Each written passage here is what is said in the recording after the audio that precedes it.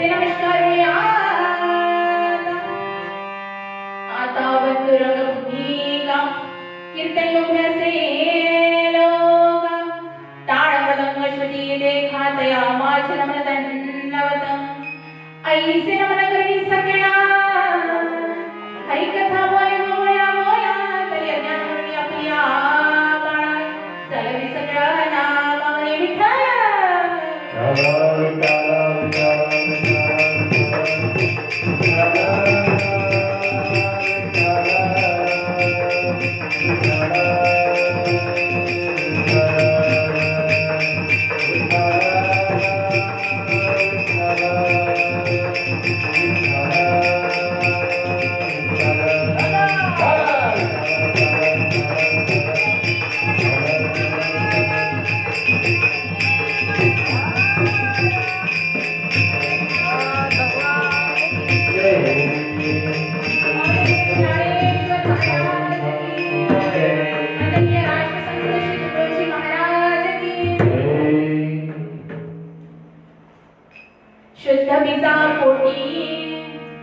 शुद्ध बीजा पोटी फळे रसाळ गमाटी मुखी अमृताची वाणी देह देवाचे कारण सर्वांगी निर्माण चित्त जैसे गंगाजळ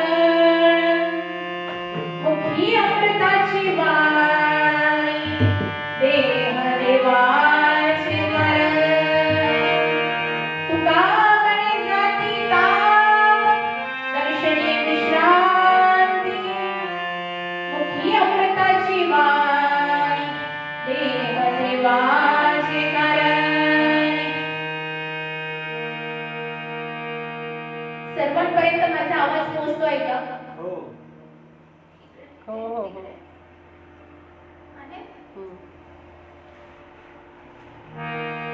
प्रस्तुत प्राप्त प्रसंगी सेवेकरता निवडलेला अभंग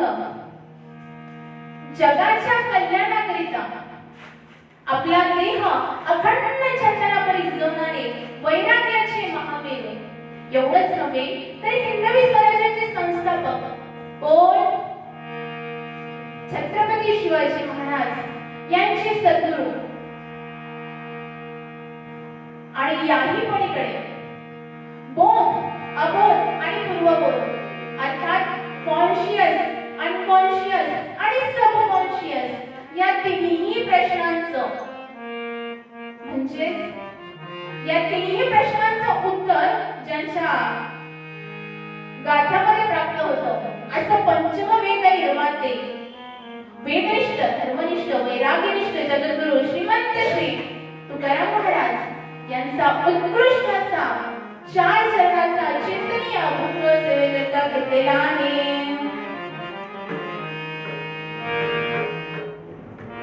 आज परात परमेश्वर अकाल करुणावरुणालय भक्तवांच्या कल्पतरू अनंत कोट ब्रह्मांड नायक भगवंताच्या कृपेने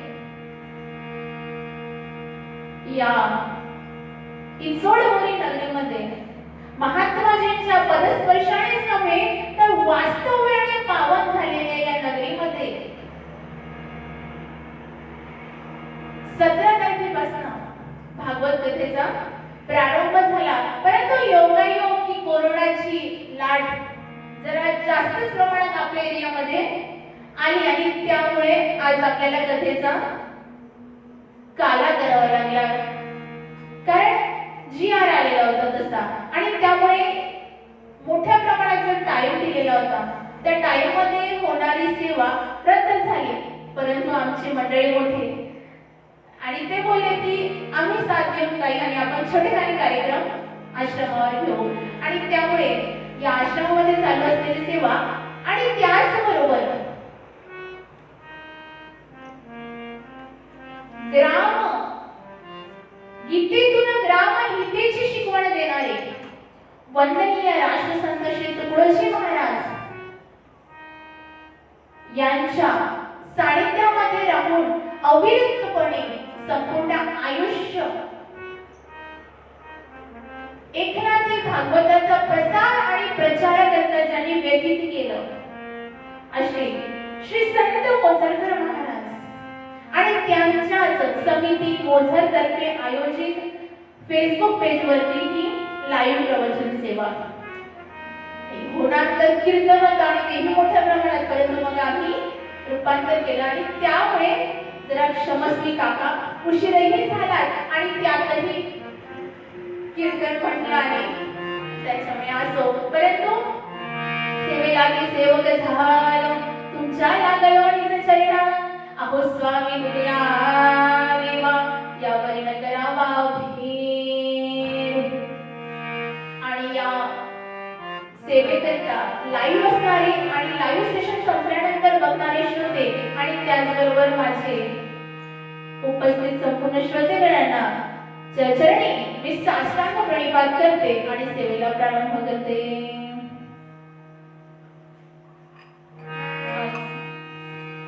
भरतखंडी नरदेह प्राप्ती ही तो परम भाग्याची संपत्ती.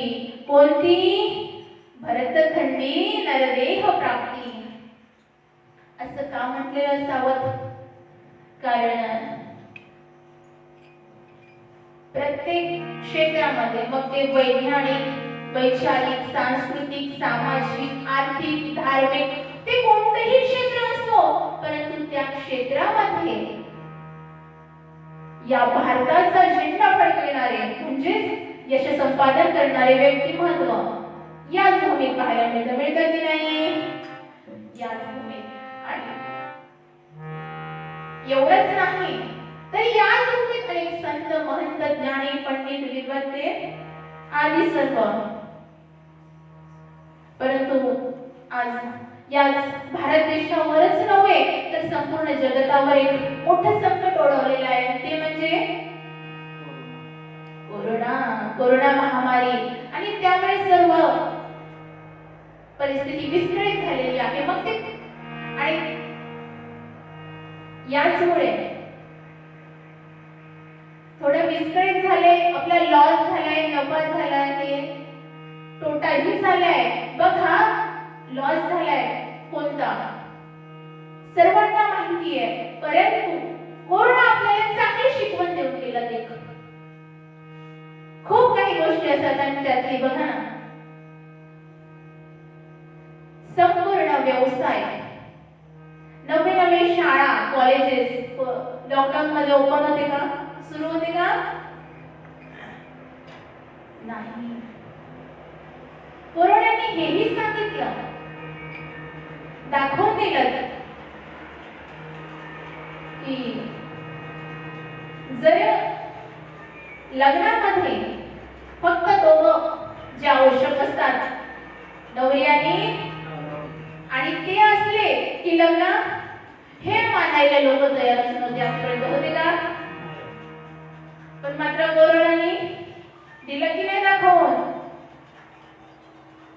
नसलं कोणीतरी दोघं जण लग्न लागू शकते, नसले वराती तरी लग्न,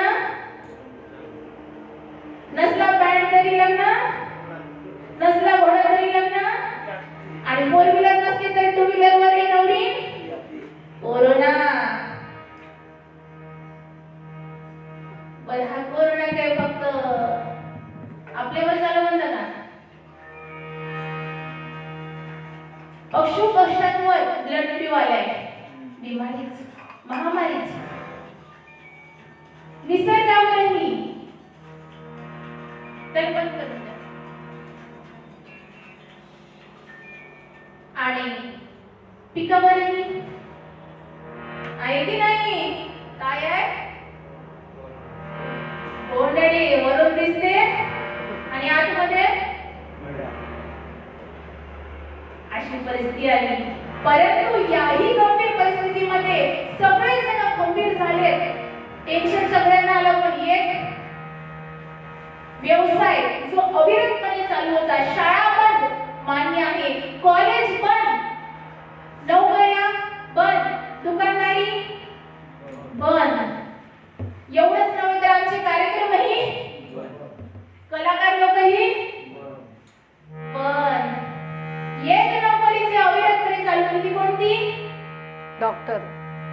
आणखी याच्याही पुढे शेतकरी. केली की नाही शेती? कोरोना होता तुम्ही घरी बसते म्हटलं का? नाही म्हटलं का? कारण माहिती होतं जगाचा पोशिंदा ज्याला म्हटलं जातं तो खाते भात तर वाहणारच होतो ना माय बाबू. आणि म्हणूनच तर भारताला कृषी प्रधान देश म्हटलेला आहे आणि उपस्थित बहुतांश शेतकरीच आहे की नाही? आणि म्हणून तुम्हाला कणी नावाची कणी माहितीये का? मला सांगा, जर शेतीत पीक निघालं तर ते पीक तुम्ही घरी आणता, कशामध्ये साचवता? पूर्वी कणी असायच्या, त्याला पेव म्हणतात. ढोले ढोले माहिती? पण जाऊ दे, काय सध्या मॉडर्न जमाना आहे आणि परिस्थिती मोठी. हे आता प्रदर्शनात मांडण्यासारख्या वस्तू सांगून राहिल्या काहीतरी म्हणत असेल. कारण पूर्वी स्वयंपाक करायचं म्हटलं ना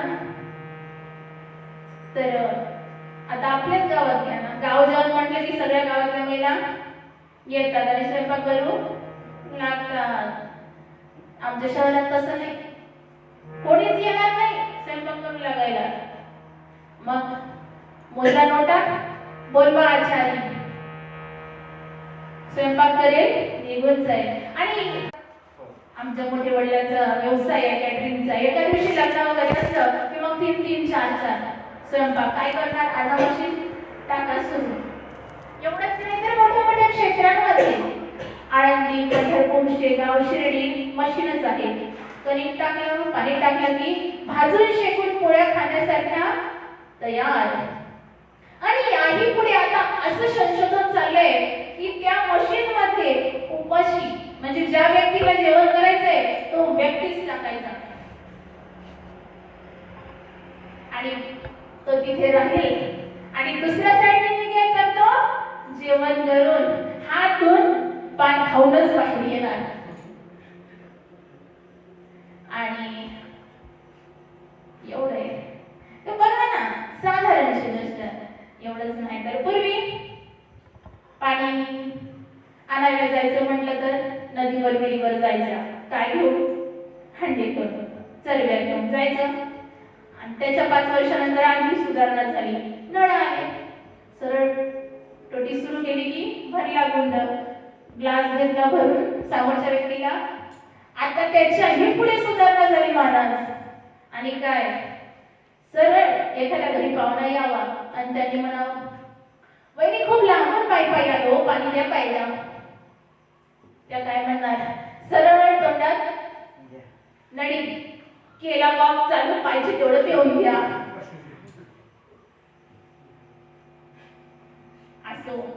असं परिस्थिती आली आहे. आणि काय मॉडर्न जमाना म्हणतात आणि त्याच्यामुळे तुम्हाला काही गणित माहिती सोडून द्याविषयी. चक्की माहितीये का? पीठ गिरणी. वरून जर तुम्ही गहू टाकलं तर खालून काय निघतं? वरून ज्वारी टाकली तर खालून बेसन टाकलं तर बेसन. पीठच सांगत आहे का शुद्धीवर? डाळ टाकल्यावर बेसन निघेल ना? असं मग कसं म्हणाले? बेसन टाकल्यानंतर पीठ टाकल्यावर बेसन बनतं. तर म्हणजे तुम्ही जे टाकाल त्याचंच निघत आहे घालून की दुसरं निघत आहे? नाही. आणि त्याचप्रमाणे हे सगळे आहे ना, हे मशीनच आहे समजा. आणि याचे वरून तुम्ही टाकत आहे ते आहे तुमचं संचित, खालून निघते ती आहे प्रारब्ध, आणि जे होत आहे ते आहे क्रियमान. अर्थात क्रिया जे करते ते म्हणजेच कर्म. आणि जसं तुम्ही कर्म कराल तसं फळ मिळेल नाही. कारण तुम्हाला माहितीच आहे, जैसे ज्याचे कर्म तैसे कोण देतो फळ? फळ देतो ईश्वर. कारण हेच आहे जगी जीवनाचे सार. तुम्हीच म्हणता ना भजनामध्ये, मग काय म्हणावं सांगा सांगायची आवश्यकता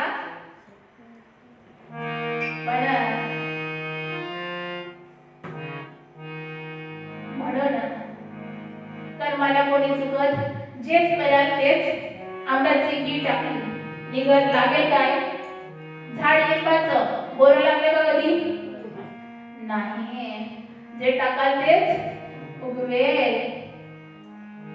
आणि याच्या पुढे जाऊन सांगू रामायणातले पात्र रामायणात खूप सुंदर वर्णन आलेलं आहे गरिबांचा भोग देवालाही चुकलेला नाही आपण जर माणूस जाऊ विचार करा काय गती होईल आपली कारण सांगतात कर्मे श्रीराम वनवासा गेला कर्मे दशरथ वियोगे मेला कर्मे रावण क्षय पावला योग घडला सीता देवी काय झालं प्रभू श्री रामचंद्रालाही वनवास घडला कशामुळे कर्मामुळे कोणतं कर्म चुकलं हे देवाच्या विषयी काय पाहावं नारदांचा शाप हरिरूप दिलं त्यावेळेचा प्रसंग नव्हे तर तुका म्हणे प्रतिव्रता देवावरी सत्ता आणि म्हणून रुक्मिणी कशी देवावर सत्ता प्राप्त केली असो देवाचं कोणतं कर्म चुकलं हे शोधत बसण्यापेक्षा एवढंच नाही तर देवाच्या पित्याला पिता म्हणजे कोण असायला काय झालं सकाळी सकाळी एका गावाला गेलो आम्ही कथा चालली होती आणि त्या कथेच्या सकाळी एक व्यक्ती दारू घेऊन आले आणि त्यांना विचारलं की बाबा तो का पिलाय घरचे विचारतायत अरे लेकरा माहिती होतं तुला आज गावात कथा आहे कार्यक्रम आहे तू पिऊन का आला तो म्हणतोय सकाळी सकाळी पंतप्रधानांनी तर सांगितलं ना की प्यारे देशवासियो म्हणजे प्यारे का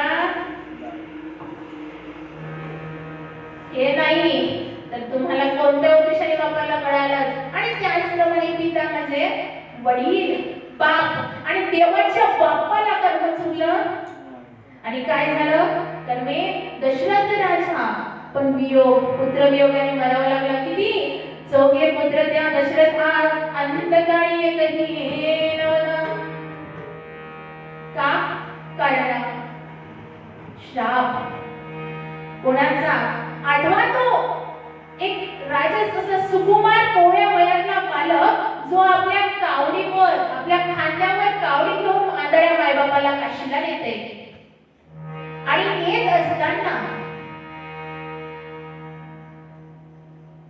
आई वडिलांना तहान लागली म्हणते की बाळा कुठून तरी पाणी आणतस का आणि त्यांचा बाळ अर्थात श्रावण बाळ पाणी आणायला जातोय आणि जशी पाणी आणते तेवढ्यातच ते पाण्याचा आवाज झाला आणि त्या आवाजाच्या दिशेने दशरथ राजाने बाण सोडला आणि तो बाण धडा धडा धडा धडा करत सरळ श्रावणाच्या हृदयात आला आणि श्रावण बाळ व्याकुळ झाले प्राण जातो आहे आणि तेवढ्यात दशरथ राजा पाहायला आले राजाला वाटलं हरी शिकार झाली आणि पाहते तर श्रावण बाळ विचारलं की राजा तुमचं नाव तर ऐकलंच होतं परंतु तुमच्या हाताने असं कृत्य झाले फक्त एक काम करा माझे आई वडील आहेत आणि ते तहानेने व्याकुळ झालेले आहेत त्यांना तुम्ही नेऊन पाणी पाजा एवढं कार्य करा शेवटची इच्छा महाराज केली ना पूर्ण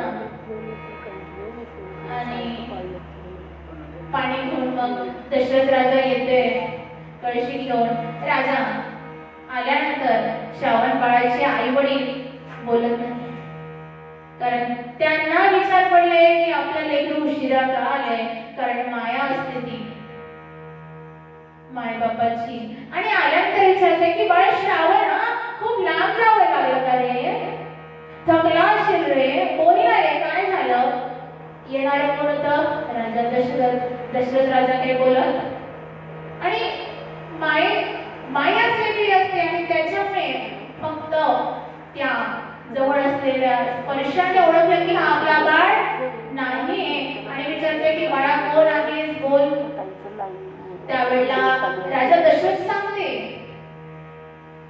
की मी राजा दशरथ आहे आणि माझ्याकडनं असं कृत्य घडलं आहे आणि त्यामुळे माझा तुमच्या बाळाने मला हा निरोप दिलाय. त्यावेळेला ना त्या आंधळ्या मायबापाने पाणी ग्रहण केलं नाही महाराज. म्हणाले की आम्ही मरतो आहे पुत्र वियोगाने, पण एक लक्षात ठेवा, असं नाही म्हणलं आपल्यासारखं, पण सांगितलं की आम्ही मरतोय पुत्र वियोगाने, पण चौघे पुत्र त्या दशरथा अंतकाळी एकही नव्हता. कोणीच नाही महाराज. काऊन? कर्म याच्याही पुढे. कर्मे रावण क्षय पावला. रावणाचं कुटुंब किती होतं माहितीये का?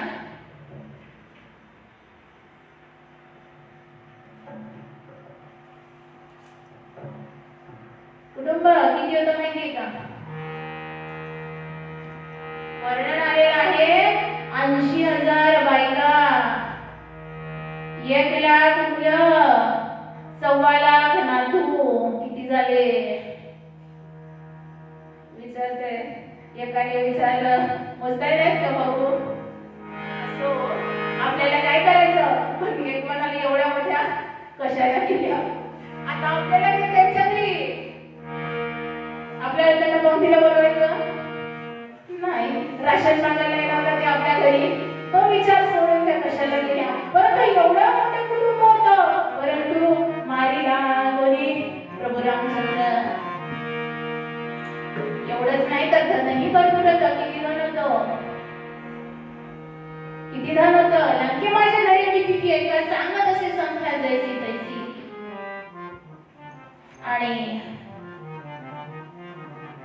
मुद्देमाल पाहिजे झाला तर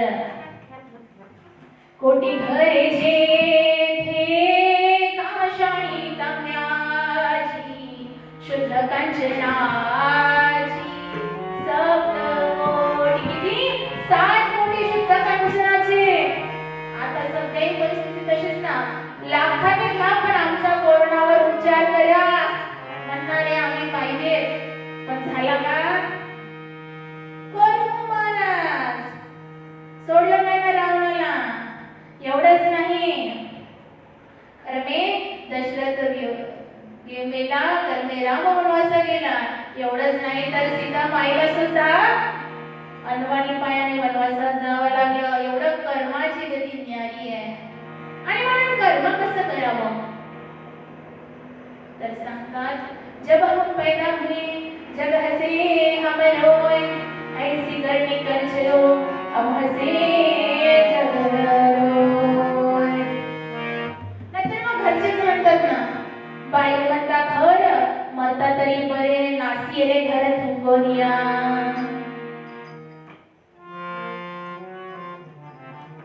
काय मुलं एवढे दिवस वागून करणार आहे वेगळा तर बरं होते असे म्हणणारे आहेत. म्हणून असं कर्म करू. मग कर्म करावं तर कसं? कर्म कसं तर अनेक साधू संतांनी केलं, अनेक योग पुरुषांनी केलं, पण त्यात मुख्यत्वे आज ज्यांची जयंती कोण? अखंड महाराष्ट्राची अनाथ दैवत. इतिहासाच्या पानावर, रयतेच्या मनावर, विश्वासाच्या प्रमाणावर, मातीच्या कणावर अधिराज्य करणारे जगविख्यात राजा, भूतकाळाच्या छाताडावर पाय देऊन वर्तमान उलटा टाकून भविष्य घडवायला शिकवणारा माझा राजा, चरित्र संपन्न, वैराग्य संपन्न, धैर्य, शौर्य, सौधार्य, नीती, मातृप्रेम, पितृप्रेम, देशभक्ती, बंधुप्रेम अनेक. आणि एवढंच नव्हे तर क्षत्रिय कुलवंशज प्रौढ पुरंदर कोण? छत्रपती श्री शिवाजी महाराज. कसं कर्म केलं मायबाप? पाहायचं झालं तर प्रत्येकाला ज्ञात आहे, परंतु ती आठवण करून देण्याची गरज आज आहे. शिवजयंती साजरी करत आहे, परंतु माझ्या शोभाने हे सांगितले का की एखाद्या मुलीला गर्भाशयात मारा किंवा एखाद्या मुलीवर वाईट टोमणे टाका, त्यांच्यासोबत आता विकृत परिस्थिती आली असं करा. माझ्या राजाने सांगितलेलं कारण त्यांच्या गुरूंची शिकवण होती. परयणारी रखुमाई समान जगद्गुरु को परे. आणि म्हणूनच राजे घडले आणि ज्या वेळेला कल्याणच्या सुभेदाराची सून शोभा समोर आणली आणि ती राजाकडे पाहते आहे तर डोक्यावर सुंदर अशी टोपी, कपाळावर चंद्रकोर, कानामध्ये कुंडल, उजव्या हातामध्ये तलवार, डाव्या साईडला कट्याल, पायामध्ये सुंदर पादत्राण आणि वस्त्र प्रधान केलेलं तेजस्वी लवलवीत असं स्वरूप पाहिलं. आणि ज्या वेळेला मात्र राजाने त्या माऊलींकडे पाहिलं त्यावेळेला राजा बोलले, जगदंबा जर अशी आमची माय असती आम्ही किती सुंदर असतो. बघा खना नारळाने मोठी करून तिला वापस केला. एवढंच नव्हे तर शेतकऱ्याच्या मिरचीच्याही देठाला हात लावाल तर तुमचे हात कापून टाकेल. कणखरपणे सांगितलं. एवढंच नाही तर जातीवाद आज वेगवेगळ्या मी हा जातीचा मी या जातीचा महाराजांनी केलंय का? 18 प्रगट जातींचे लोक एकत्र केलेत आणि नाव ठेवलं मावळ. जातीवाद त्यांच्या सोबत खानही होते, कुलकर्णीही होते, भोसलेही, प्रत्येकाचं तुम्हाला वेगवेगळ्या जमातींचे. आणि काय केलं? सारे शत्रूंच्या मानावर सारे शत्रूंच्या मानावर झेंडा भगवा पडला.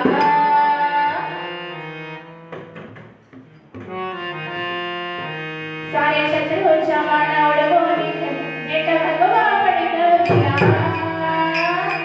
माझ्या राजानं माझ्या शिवबानं महाराष्ट्र घडविला. माझ्या शिवाजीनं महाराष्ट्र घडविला. कसा? एकच ध्यास होता, ध्यास स्वराज्याचा नाश गुलामीचा, ध्यास स्वराज्याचा नाश गुलामीचा, भगवा झेंडा फडकविला. माझ्या राजानं माझ्या शिवाजीनं महाराष्ट्र घडविला. याच्याही पुढे कामाला अनेक कर्म केले किती सांगावे. आणि म्हणूनच मंदिरात गेले का? गेले.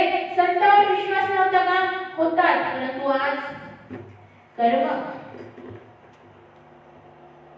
आज परिस्थिती मंदिरात जात आहे पण आपल्या आई वडिलांना वृद्धाश्रमात सोडते आहे. उपवास करते पण आई वडिलांना उपाशी ठेवते. 20-20 दिवस, एक दिवस नाही. काय तो उपवास पावेल? आणि म्हणून म्हणते किसी रोजा रखा किसी ने उपवास रखा मगर कबूल उसी का हुआ जिसने अपने माँ बाप को अपने पास रखा. आणि म्हणूनच सांगते कि फूल कभी 2 बार नहीं खिलते, जल कभी 2 बार नहीं मिलते, मिलने को तो हजारों लोग मिलते हैं मगर हजारों गलतियां माफ करने वाले माँ बाप नहीं मिलते, माँ बाप नहीं मिलते. त्यांची कदर करा. माऊली सांगतात सगळ्या तीर्थाची अधुरे जे का माता पिते त्यांच्या सेवेमध्ये पूर्ण त्याग करा. आणि म्हणून म्हणजे बाहेर जायची काही गरज नाही पण ते कळलं पाहिजे. आणि म्हणूनच तर हे सगळे कृत्य चालले. आणि म्हणून वंदनीय राष्ट्रसंत तुकडोजी महाराजच्या वेळेला निघाले म्हणतात माणूस द्या माझा माणूस द्या. आणि भीक मागला प्रभू दिसला पण माणूस भेटला का? कारण आज खरी माणुसकी दिसनाशी झाली. बघा ना, एक दगड मंदिरात आलाय, एक दगड मंदिरात आलाय पण देव झालाय. आणि आपण रोज मंदिरात जातो पण माणूस व्हायची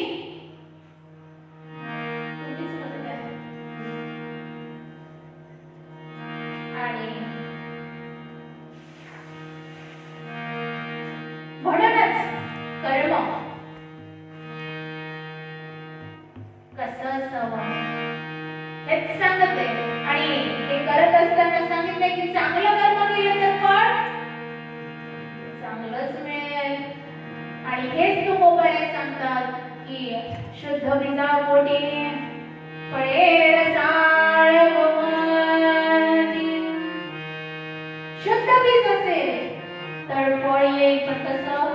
4 प्रकार पडतात. बरं मला सांगा, तुम्ही शेती करत आहे आणि शेतात कुठं कळते तुम्हाला? कुठं समजते का? हरभरे चणे माहिती आहे? भिजू टाकले, भिजलेले वर येते. आणि जे भिजत नाही ते त्याला काय म्हणता तुम्ही? जमीनच जाईल. आणि त्याचप्रमाणे असं पीक लावलं तर फळ कशी येईल? गेले ना जमिनीतच. आणि म्हणून या ठिकाणी 4 प्रकार पडतात. एक शुद्ध बीज आणि अशुद्ध फळ. अशुद्ध फळ आणि अशुद्ध बीज आणि अशुद्ध फळ कोणतं? टाइम नाही दिसत इथं. जर लाईव्ह का? जर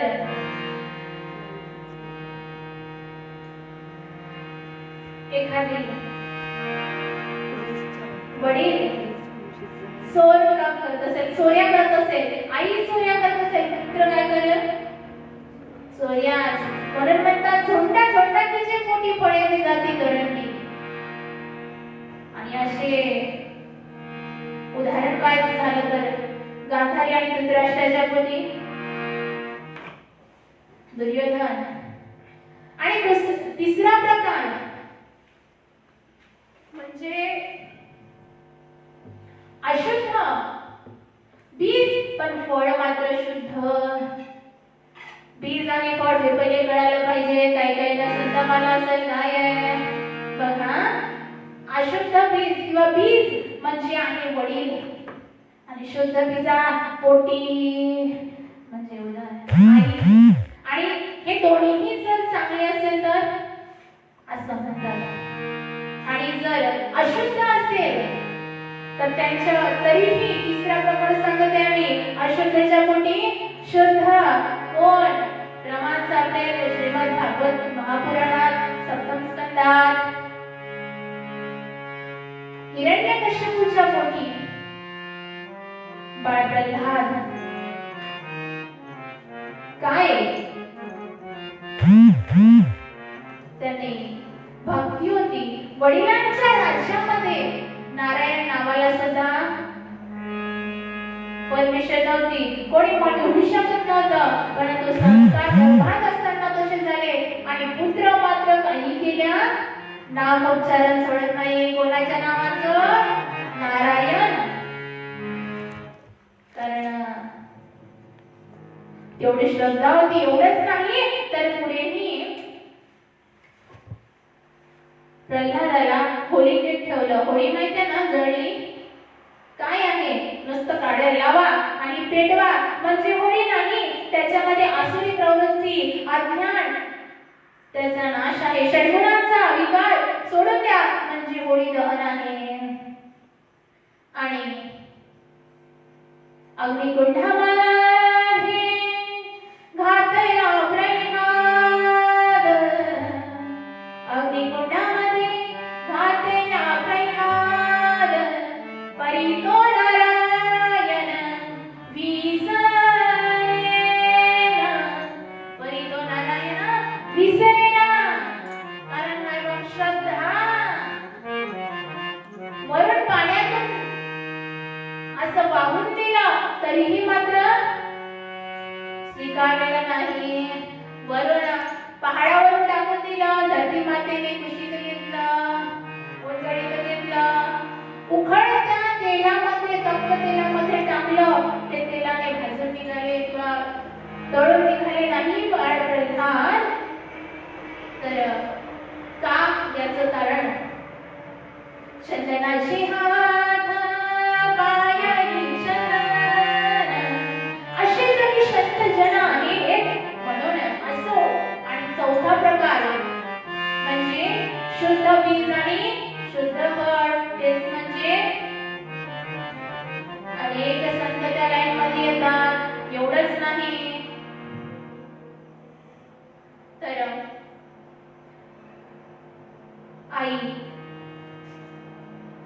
जिजाऊच्या पोटी कोण जन्माला आलं?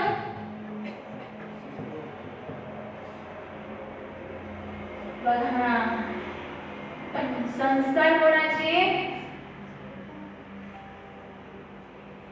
बघा, त्याच्यामध्ये संस्कार तर आईचे होते, जिजाऊच्या पोटी, बरोबर आहे. वंदनीय महाराज म्हणतात, विद्यागृहिणी थोर आदर्श मातेचे उपकार, गर्भापासून तिचे संस्कार बालकांवर. असं संस्कार मातेचे. आणि म्हणूनच म्हणते, माझ्या जिजाऊची कन्याई कशी आई गबळाला, माझ्या जिजाऊची कन्याई कशी आई गबळाला, तो बापांचा बाप तो बापांचा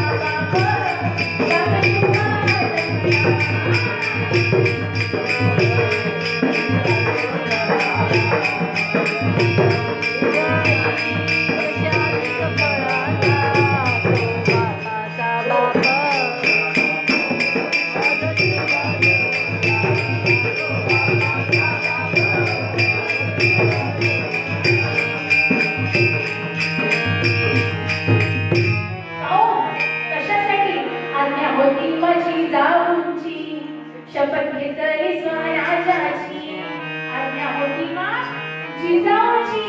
शपथ घेतली का?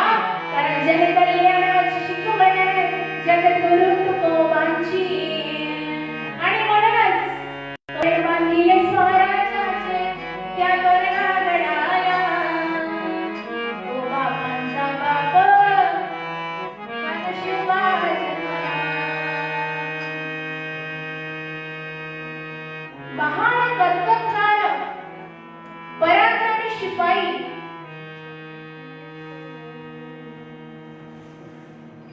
यांच्या उदरी एवढेच नाही, शिवबाराजे जन्मले, बरोबर आहे. आणि काही पाहता येईल, कर्तव्य तर मी पहिलेच सांगितलं. आणि कोणत्या दिवशी? आजचा दिवस तो माहीत असायला पाहिजे. फाल्गुन तृतीयेला शिवनेरीवर एक तारा चमकला. कारण म्हटलं जातं, आसमान में बहुत से तारे देखे होंगे, आसमान में बहुत से तारे देखे होंगे, मगर मैं शिवबा जैसा सितारा नहीं देखा होगा. आणि म्हणूनच एक तेजस्वी लखलखीत दैदिप्यमान स्वरूपाचं बालक शिवनेरीवर जन्माला आले. एकच राजा इथे जन्माला शिवनेरी किल्ल्यावर, एकच राजा इथे जन्माला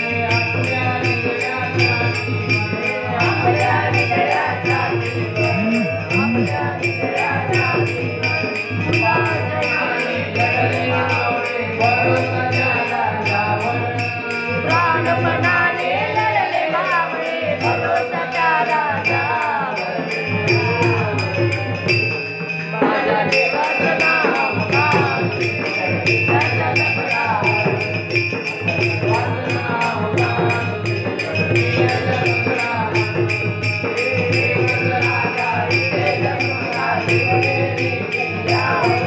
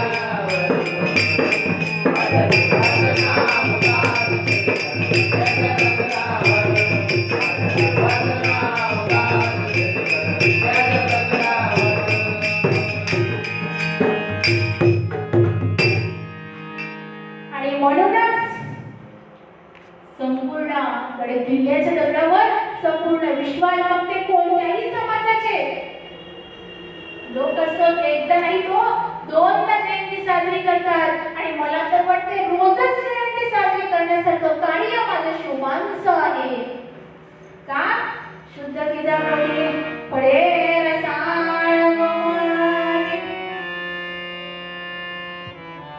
आणि असे जे पुत्र जन्माला येतात तुकोबाराय म्हणतात आपली या गीता जो असे जागता धन्यवाद ती गादयाची.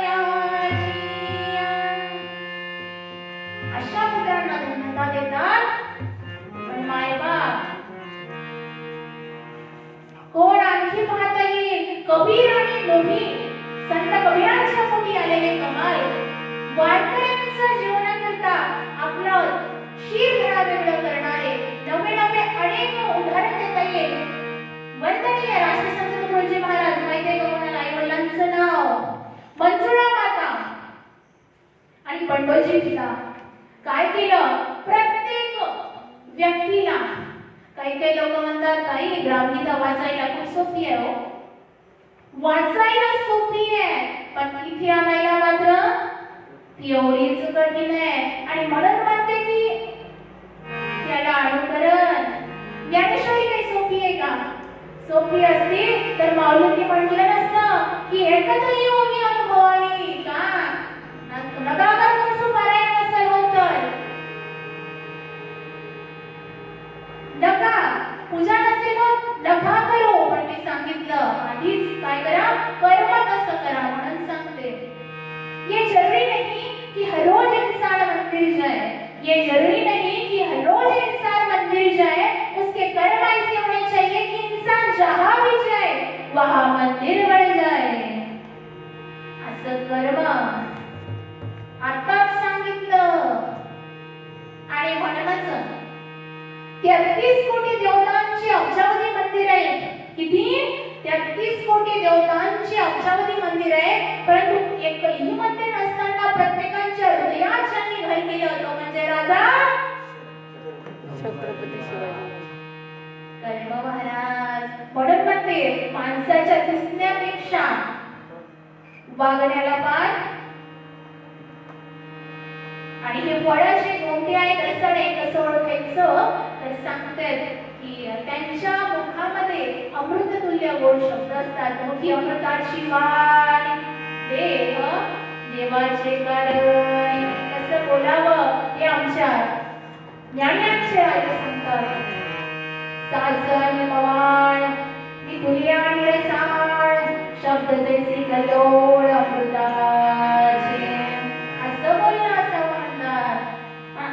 पण माणसांचं खरं बोलणं जर पाहायचं असेल ना तर ते पाहायला मिळतं भांडणात रियालिटी माहिती पडतं ऍक्च्युअलिटी कसे भांडतात.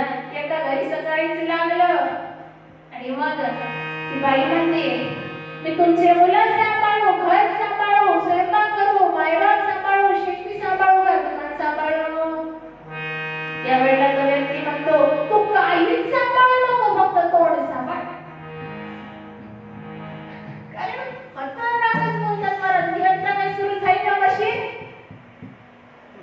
एक प्रश्न आहे सगळ्यांना, एक तुम्हाला अवयव असा आहे जो जन्माच्या नंतर येतो, याचा एक पार्ट आहे, पार्ट ऑफ बॉडी, जो जन्माच्या नंतर येतो आणि मृत्यूच्या पहिलेच जातो. कोणता सांगा? अरे गिरवया, लाईट लागेल का? लागले का? वाटवा दो, आता तरी लावा. असा डबल एकदा सांगत आहे भाऊ, असा एक याच्यातलंच दिसतं बरं का, जे जन्माच्या नंतर येत आहे आणि मरण्याच्या पहिलेच वयोवृद्धाने केलं. आवाज जातंय. ते ठीक आहे, पण वाणी आपली वाणी दात जातोय का? आणि वाणी बरोबर बघ. हा पण दात वाणी म्हणजे जन्मल्याबरोबर रडताना वाणीच तर झाली ना, ती जन्मल्याबरोबरच आली ना, आली की नाही? मरण्याच्या आधी जाते पण. बोलता बोलता मरते ना. आणि म्हणून हे येते ना, वृद्धापकाळाने गेलं तर आपल्याकडे आहे उदाहरण. जाणार आहे आणि दात म्हणते बरं का, हसायला नाही झालं, ते नाही दात जाते. आणि हे तर बरोबरच आहे, सगळंच जाणार आहे, राहणार काय? कारण नाशिवंत देह जाणार, सगळं आयुष्य खातो काळ जाणार, कारण देह जाईल जाईल याची काळोबा खाईल, काळोबा खाईल याची काळोबा खाईल, देह जाईल जाईल याची काळोबा खाईल. पण हे जाणून घ्या, पण मला सांगायचं काय? सोबत काही येणार मग काय येईल? कर्म म्हणून म्हटलेलं आहे, धनानी होमे पशवच वशे भार्या गुरुवारी जय स्मशानी निराशिकाय संयोग म्हणजे धनानी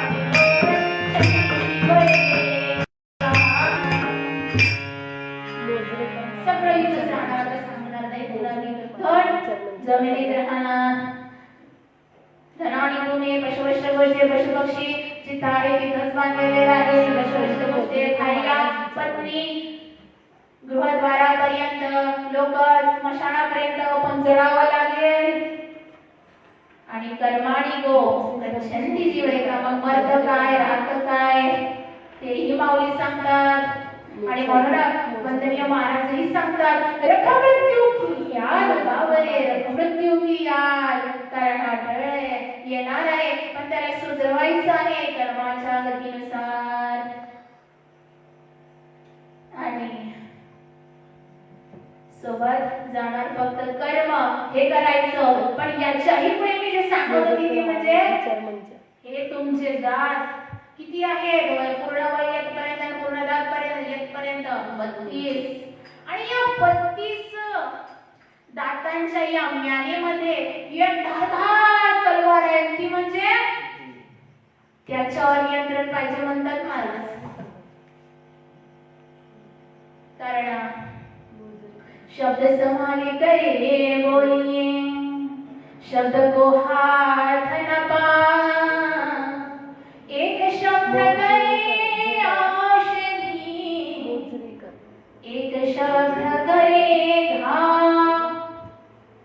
तोच वापर बघा, याने विचारतो आपण, एक शब्द कोणाला प्रेमळ वाटते, निर्मळ वाटते, मायाळू वाटते, आणि दुसरा भाव देते वाणी. पण मात्र अशा व्यक्तींची तिखट गोमट्याने रसाळ असतात, वाणी मधुर असते. महाराजांच्या वाणीत किती मधुरता, एका शब्दावर सगळी चर्चा एक व्हायची आणि होकार द्यायची. कधी कोणाला दुखवलेलं नाही, ते शत्रू वेगळा भाग आहे हो. पण निर्मळ वाणी हेच तर सांगितलं, ताडपणे जगायचं कसं, समाजात वावरायचं कसं, स्वच्छताने राजकारण कसं करायचं, हे माझ्या राजाने शिकवले महाराज. आणि आणखी कसे असतात त्यांचं कार्य, संपूर्ण आयुष्य देह देवाच्या कार्याकरता समर्पित झालेला असतो. देह देवाचे कार्य, कारण हा दिलाच त्याचे त्याला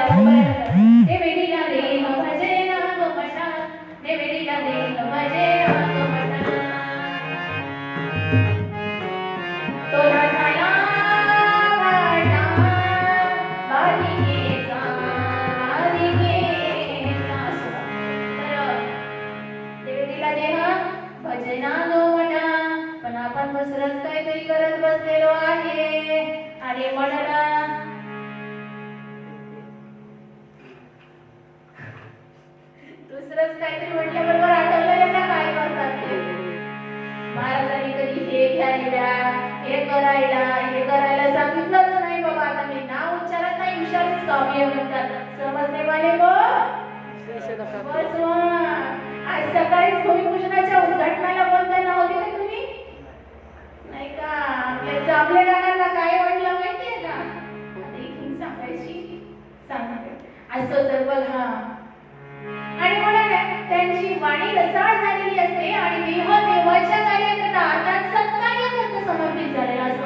अनेक संतांनी केला तो असा आग झालेला आहे, शरीर झालेला आहे माझ्या माऊलींचं, तरीही ज्ञान वाटतच आहे. इकडे तुकडोजी महाराजांना ताप आलेला आहे, किती डिग्री अंदाज नाही, परंतु देशभक्ती एवढी, जिव्हाळा एवढा, कारण जगाच्या कल्याणात संतांच्या विभूती याच्यासाठी येतात. देहकष्ट भीती परोपकारी याच्यासाठी महाराज. आणि वेळ अपुरा आहे त्याच्या मनात घेतल्या आणि म्हणाला ते संपूर्ण आयुष्य सत्कार्यात, सच्चिंतनात, सेवेत, भगवत आनंदात व्यतीत करतात. त्यांचं सर्व अंग निर्मळ झालेलं असतं. पुढे तिसऱ्या चरणात सांगतात सर्वांग निर्मळ कसं चित्त जैसे गंगाजळ. सर्वांग निर्मळ झालेलं असतं कशाने? साबण लावून, फेस वॉश लावून, बॉडी वॉश लावून, हँड वॉश लावून की शॅम्पू लावून? नाही, कितीही साबण लावा, कितीही फेस वॉश लावा, पण जर नाही निर्मळ जीवन काय करी साबण, काय करणार? म्हणून हे तर बाह्यांग साबणाने स्वच्छ होईल, परंतु अंतरंग सर्वांग निर्मळ कशाने होईल? सत्कार्याने. भगवंत रामचंद्राचं गीत लावा, अख्खी अमृततुल्य पाणी प्राप्त झाल्याशिवाय राहणार नाही. काय बाबा, अरे एवढी पब्लिक बसलेली आहे आणि गर्दी महत्वाची असते. आणि त्यातही बघा इकडे लाईव्ह चालले, तिकडे माझंच लाईव्ह बोलायला दाखवलं. बसायला जागाच नाही लोकांना, काय करायचं? असो तर हा माझं जरा करू शकता पण असो तर देह निर्मळ झालेला असतो, बाह्यांग अंतरंग. म्हणून महाराज रविदास महाराज म्हणतात पंचगंगा तो प्रकृती में गंगा. आणि माऊली ज्ञानोबारे वेगळं म्हणतात का? माऊली ज्ञानोबारे सांगतात हरिपाठामध्ये काय सांगतात? हरिपाठ मंडळी इथेच बसलेला आहे महाराज. कितीही तुम्ही त्रिवेणी संगमावर स्नान कराल तरीही चित्त जर शुद्ध नसेल तर त्रिवेणी संगमी नाना तीर्थे गमी, त्रिवेणी संगमी नाना तीर्थे गमी.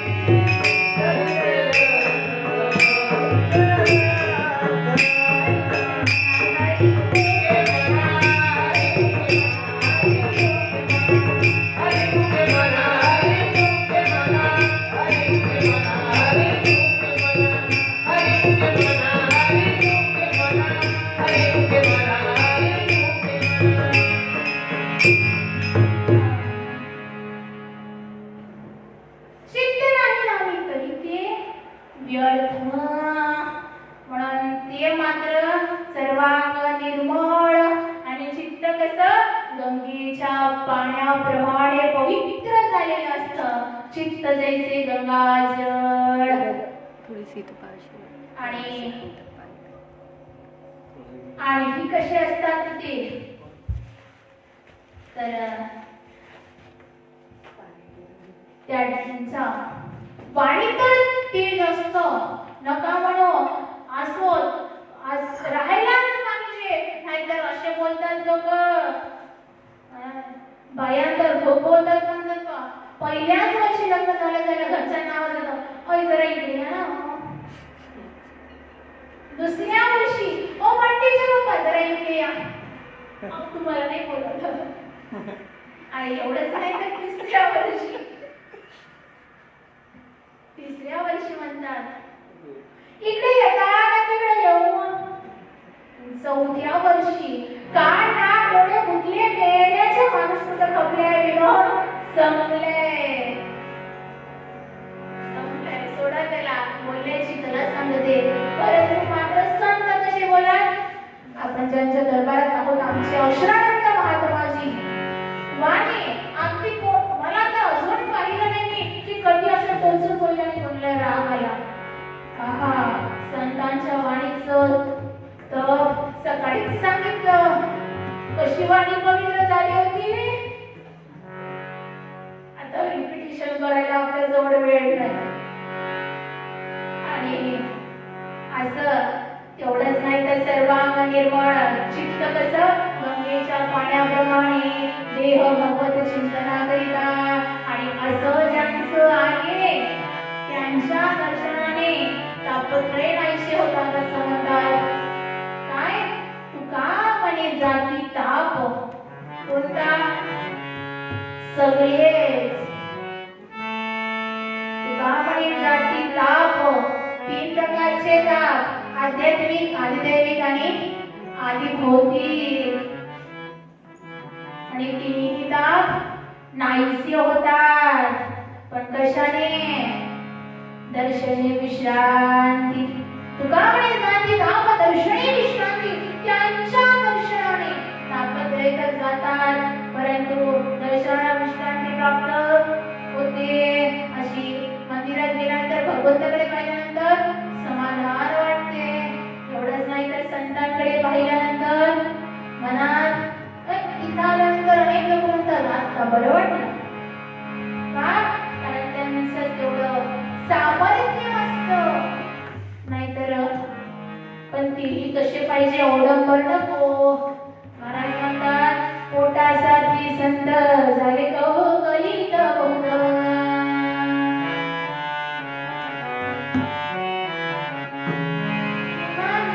पुढे म्हणणारे महाराज सांगतात संत साधू सहज होणं शक्य नाही. तेवढं सहज तेवढं शक्ती असावी लागतं, तेवढं धाडस तेवढं आचरण शुद्ध असावं लागतं, कर्म कसं करावं लागतं, नीती कशी शुद्ध पाहिजे, विचार कसे, श्रद्धा कशी, लोकांचे सहकार्य कसं.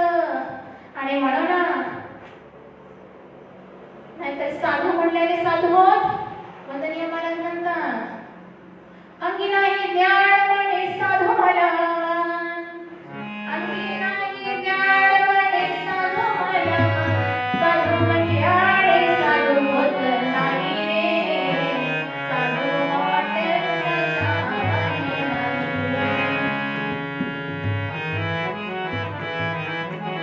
नाही. आणि म्हणून हे नव्हे आणि साधू नुसतं घातल्याने होत, पांघरल्याने होत, गंध लावल्याने होत नाही. साधू शब्दातच आहे ज्याने आपले 6 धुतले. काय हात पाय कान नाक कान डोळे कान नाही. ज्याने काम क्रोध लोभ मोह मद मत्सर हे षडविकार धुतले तो साधू. ते खरे संत, ते खरे महात्मा स्वामी ज्ञानी पंडित शूरवीर आणि संत. आणि त्यांच्या दर्शनाने तापत्रय झाला भंगाचा अल्पशा बुद्धीनुसार अल्पशा वेळामध्ये भावात सांगायला भरपूर, परंतु शेवटी काय असतं न्यूनते पुरते अधिकते सरते करुणी ठेवावे तुमते तू असे. पायाच्या प्रसादे काही बोलायला मिळाले अजर क्षमा करणे संधी बघा. पण या गोष्टी सांगू शकतो तुमचं गाव जर चांगलं भाऊ वाटत असेल किंवा विश्व चांगलं व्हावं वाटत असेल तर सुरुवात कुठून करावी लागेल? स्वतःपासून, गावापासून. बरोबर की नाही? स्वतःपासून झाल्यानंतर घरापासून, गावापासून. म्हणूनच गावाचा नकाशा, गावावरून देशाची परीक्षा, गावाची भंगता व दशा येईल देशा. आणि म्हणून अशी अवस्था देशाला आणायची आहे का आपल्या? कोरोनानेच खूप घेतलं म्हणा, आता पुन्हा कुठं भंगता आणि अवदशा आणायची नाही ना. ती आणायची नाही. आणि म्हणूनच पुढेही सांगितलंय की जर ग्राम राज्य निर्माण करायचं असेल तर काय करावं? महाराज म्हणतात ग्रामसुधारणेचं मूलमंत्र सज्जनाने यावे एकत्र, संकटांना हीची सूत्र ग्राम स्वराज्य निर्माण करी. निर्माण झाले वाचन राहणार नाही, पण त्याला महत्वाचं काय? संघटना. आणि तुमच्याकडे आहे म्हणून एका आवाजावर सगळे तयार होतात. आणि हेच फक्त विनंती बाहेर प्रत्येकाला आहे. काकूही मला मत म्हणाल्या की आमच्या बाळाला तुमच्या याच्यात सहभागी करा ना. इथं सहभागी ज्याला यायचे ते या. गोबाळा म्हणतात या रे रा रे लहाने थोर याती भले त्या नारी नर करूया विचार नवी चिंता कवना. वंदनीय महाराज वेगळं काही सांगतात ना, तेही म्हणतात सगळे फुलाने मंदिर हे हमारा.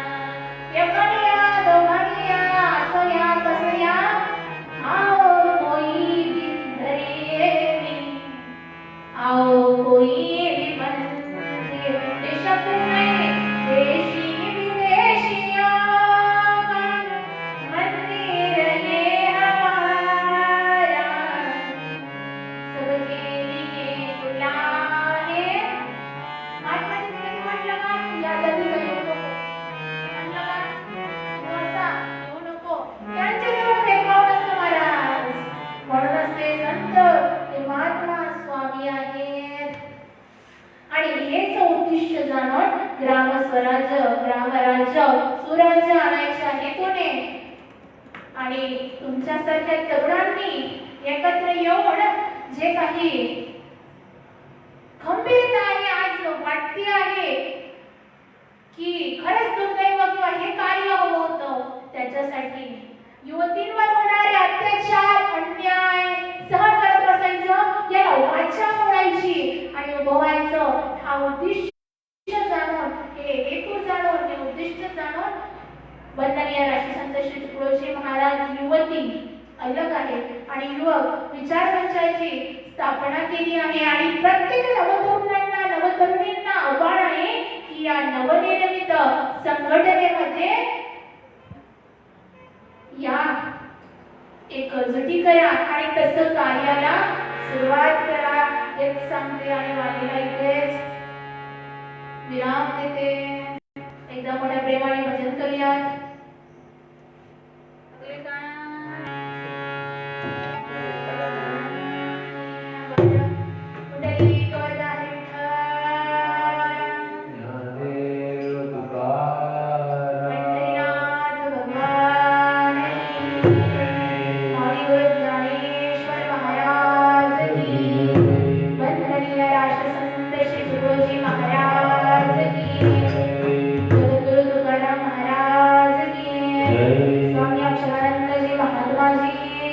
जय